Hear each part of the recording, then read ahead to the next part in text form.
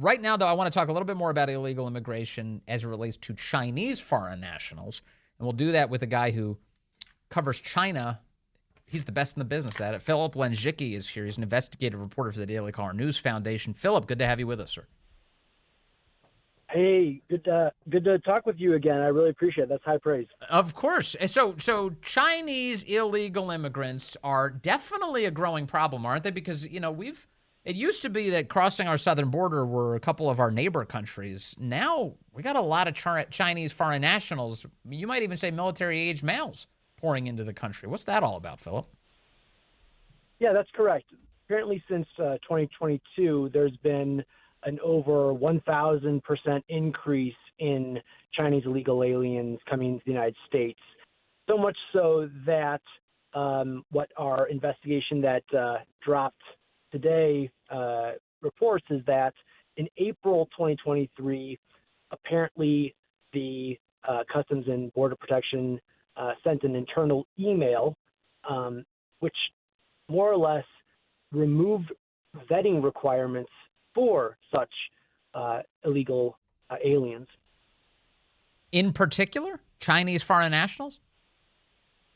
Specifically, Chinese illegal immigrants. That's correct. And so what the email said was that, number one, a requirement for quote-unquote phone downloads was no longer in effect. Now, phone downloads are when the field agent who encounters an illegal alien will then take their phone, plug it into a machine, which will cross-reference its data with a database containing known terrorist organizations and other type of malign actors. So that requirement was removed. And secondly, there had been a pre-existing long-format in-depth interview consisting of approximately 40 questions that the field agents were required to administer to Chinese illegal aliens that they encountered. That was also removed after this April 2023 email. And in its place was a 5-question, quote-unquote, 5 basic questions. And those came from that longer list of 40 questions. Okay. A lot of questions. The first one is, why the change? What's the official explanation for why they narrowed the questions from 40 to 5 and stopped scanning the cell phones of illegal Chinese foreign nationals?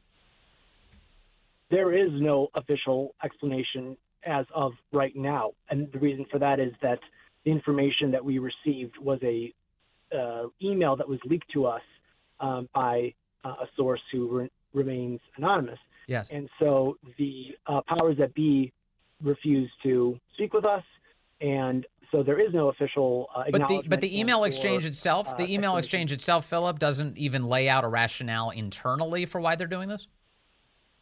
No.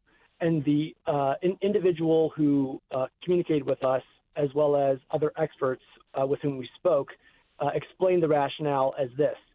Due to the huge spike in not only Chinese illegal immigrants, but just across the board, the agency, or the powers that be felt compelled to institute this simplification, this,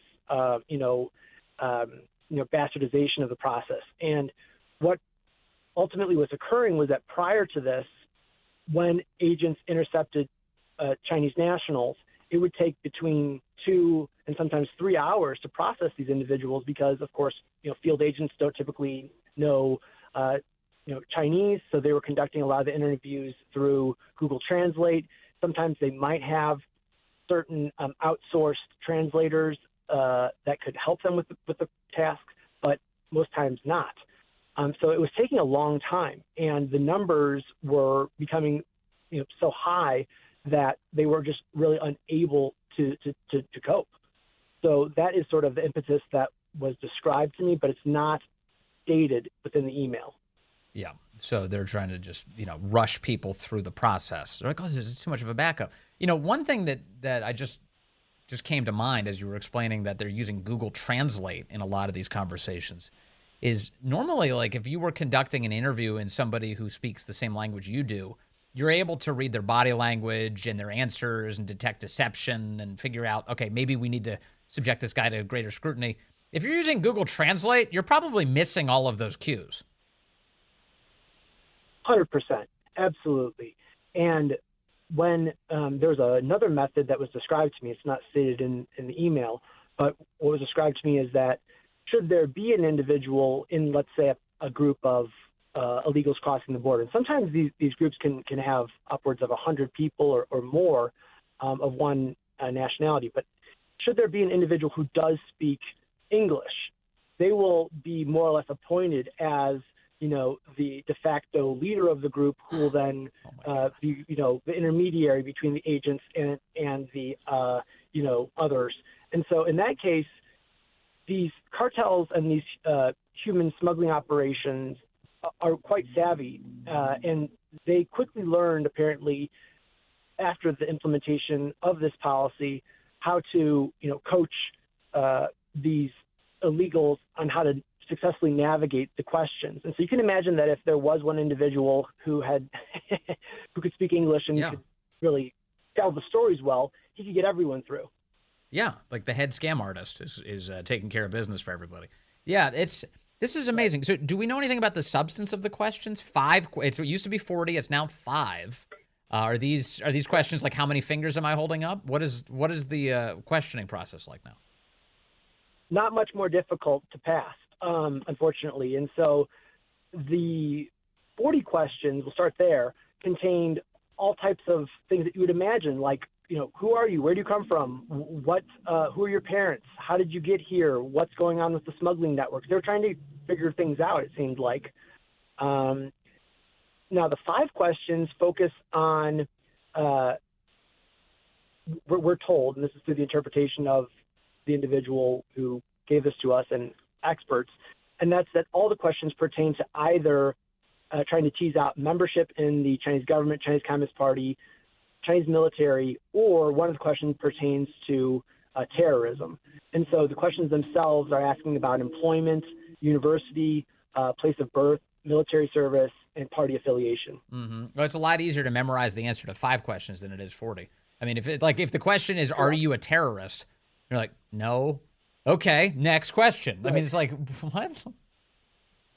Right. And so in all those questions, I believe you could just say no, except for place of birth.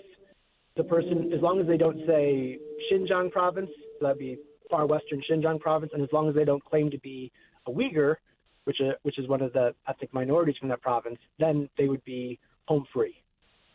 Amazing.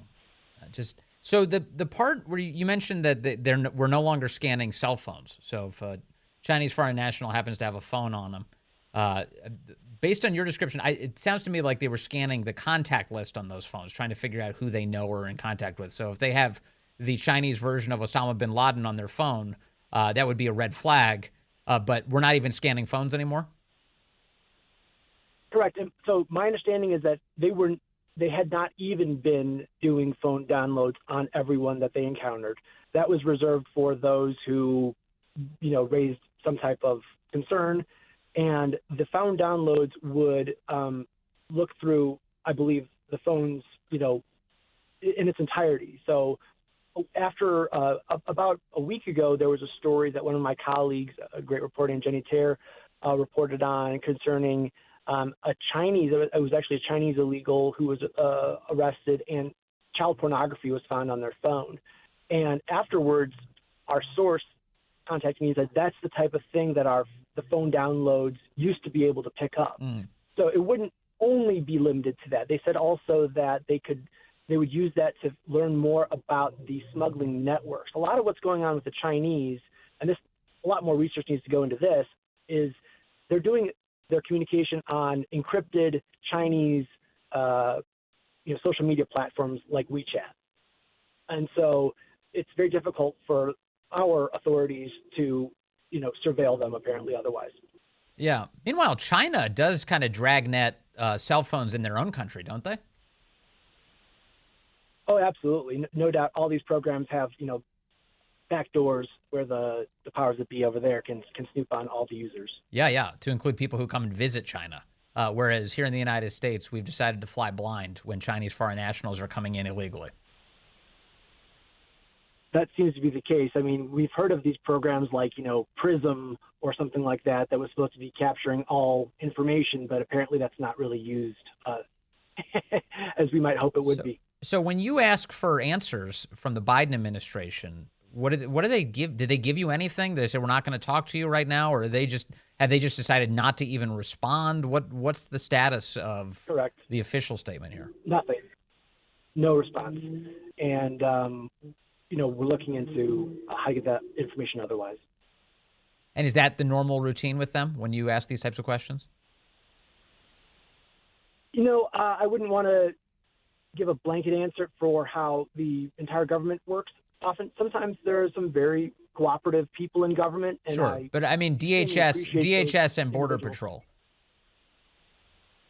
I wouldn't want to comment on that. I think that there have been some helpful people. Okay. But I think that in this matter, my suspicion is that they don't have anything good to say. This is a tight report, though. This is not sloppy in any way, characteristic of your talents, because it's a good piece of reporting, and I can tell you, I won't put words in your mouth. I will say that I believe they don't want to dignify the reporting by responding to it, but the reality here is you've got them dead to rights. They're not screening these Chinese foreign nationals in any meaningful way anymore. They used to do it with 40 questions and a phone scan. Now it's 5 questions, no phone scan, and we've got a 1,000% increase in these Chinese foreign nationals, specifically military-age males, pouring into the country. We have Border Patrol agents who don't even speak Mandarin, and they're translating their interviews, their 5-question interviews over Google Translate. This is a disaster, and the reason we know about it is your reporting. So Philip Lenczycki from the Daily Caller News Foundation, thank you very much. Really appreciate your time today and your reporting as always.